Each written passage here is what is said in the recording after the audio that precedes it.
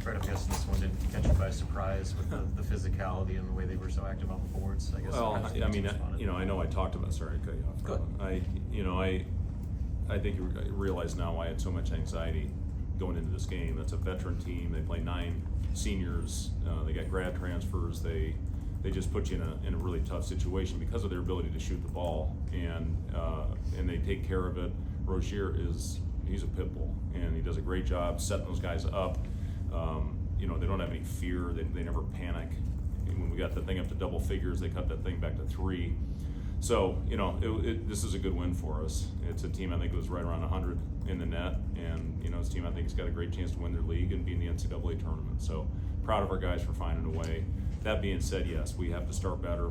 We have to set the tone from a physicality standpoint. I thought they did that to their credit. And then you give up 17 offensive rebounds, get out rebounded by 10 on your home court. Burke had something to do with that. There's no doubt about that. He's our best defensive rebounder. He's a guy that's our most versatile defender from an analytics standpoint. He does a lot of really good things on the court that don't show up in the box score. So, we knew we'd have our hands full, and especially when we found out that Burke wouldn't be able to play tonight. What do you say to guys like Price and Braden, just the line between, knowing if it's not your night and shots aren't falling, but not losing confidence and continuing to shoot? I tell them to keep firing. I don't know if that's right or not, but if you have some space, shoot the ball. Listen, if you're highly contested, obviously no, we don't want to continue to shoot if it's not your night. If it is, we'll shoot those semi-contested, sometimes contested ones, and the flow of the game dictates that a lot of times. He made a really good play. Jared actually had a mismatch in transition on the one where Sam came down and flipped it to Price, and he hit a second 3 of the game. It was good to see Connor knock one down as well before he went out with the injury. But I thought our guys did a really good job of finding the rink, and he just looked at our pace and our purpose in the second half. It was night and day. We were so much better. We were so much crisper. 21 assists, 5 turnovers. I love that. And our activity on the other end. I thought we contested passes better. We got our hands on the ball, created deflections, and that got us out. We got 2 big fast break baskets with our defense. What is Connor's injury? I think he just fell in his hip. He'll be fine. I was looking for him to shoot free throws, and he was in the tunnel limping around. So, yeah, I don't know. I guess what I'm supposed to say, Robin, is we'll know more tomorrow. Okay. What was Bearcat's outlook? Well, it's not as bad as last year, that's for sure, and he's made big progress in the last couple days. We're off tomorrow, so he'll get treatment. Hopefully, come in and get some shots up, and then we'll have a couple days to prep for a team that won by 15 tonight and has a win on the road at Fresno State. So we got to bounce back, we got to regroup, and we got to got to have a couple good days of preparation. You mentioned Jared getting 7 points from him off the bench. How big was that after you had to move Braden? Yeah, those were huge. Those were huge points that Jared had. He stepped out there without any fear and knocked down that 3 in the second half. I love to see it. Made it both his free throws.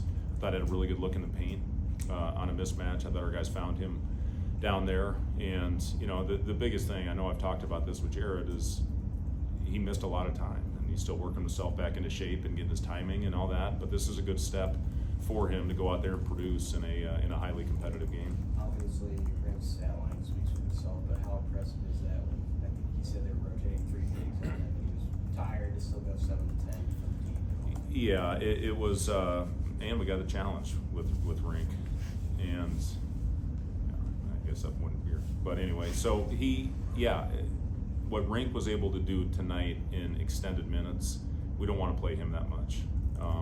We had to tonight in order to win this game. But when he gets into that type of rhythm, we ran actions for him, and our guys found him, and they set good screens to get him freed up. But again, I'm really happy for our guys to find a way to win this one, and we're going to have a good film session and learn a lot from this game as well. How did you feel Braden performed in his first start?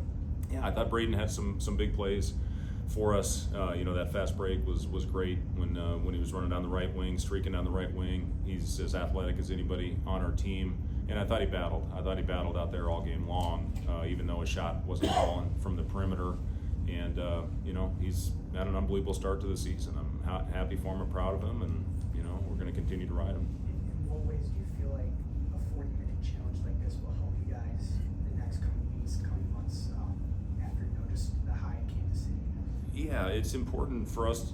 these games are great. You have some adversity down the stretch. A double-digit lead got cut back down to 3. We had to find a way after the timeout to get a big bucket. We got it, and then got a stop and scored again. Executed really well down the stretch. Got Cale loose at the basket with Rink popping the way he had it going. So to find a way to execute down the stretch when things were getting a little dicey out there. That's these are going to be great moments for us moving forward. You win a tight one, obviously, against Oklahoma. You win another close one where we had a big lead against New Mexico, and then you win by 1 against K-State. So these have been really good games and experiences, and hopefully we can pull away in some of these and not have it come down to the last couple of possessions. Fred, I don't think we're going to talk to you before the next game because of the holiday. I guess what's your early impression of anything on South Carolina Upstate? Just kind of what challenges they might. Yeah, all I've really seen on them is their scores. I'll dive into them tonight. That's how I always do it. Is stay focused on the team that we're playing against, and then turn the page and move on. I'll get back and watch our game tonight, and then watch a little bit of USC Upstate, and then we'll get a game plan put in tomorrow with our staff, and hopefully go out and execute well. Real quick, going back to Jared, as he gets more in shape and more back to who he was, how do you see maybe his role evolving? Yeah, I mean, we'll see. It was a good step in the right direction today, and we'll have a good cleanup at it. We'll watch some individual film with Jared on both sides of the ball, and there's gonna be some things to clean up. But I'm happy for Jared to go out there and get 7 big points for us and play double-figure minutes. Like I said, a step in the right direction for him. Kevin talked about playing at the ground, being able to keep that consistency going into this season. He said that was something on recruiting visits. He wanted to be a consistent contributor. Just how fulfilling is it for a player like him to be living up to what you guys have talked about before he got here to Nebraska? Yeah, I mean that was one of the best things about the Crown, was to see Cale emerge the way that he did, and come in here and earn his spot in the rotation, and a lot of times be on the floor at the end of the game because you can trust him out there. He gets you into an offense. We didn't want whoever Rozier was guarding to handle it, which was Sam. So I thought Cale did a really good job. He was a calming influence for us. He knows all 5 positions on the floor. I've talked a lot about that. I've talked about his future as a coach. I think he's going to be a great one when it's all said and done. So he just he does so much for you on the floor, and I love seeing him knock down. Those were big free throws. I think it was a 5-point game when he stepped up and made it a 3-possession game by knocking down the one-on-one. Happy Thanksgiving, everybody.